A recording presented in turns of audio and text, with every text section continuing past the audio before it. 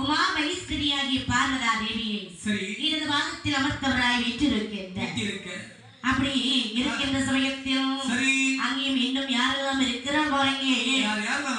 33 கோடி தேவர்கள் இருக்கிறார்கள். 48,000 ரிஷிமார்கள் இருக்கின்றார். சங்கத்தார், சமயத்தார், தானவர்கள், வானவர்கள், இந்திரன், இறையவன், என்பவர்கள் இடநாதர்கள் அனைவரும் உலகமாக வீற்றிருக்கக்கூடிய சமயத்தில்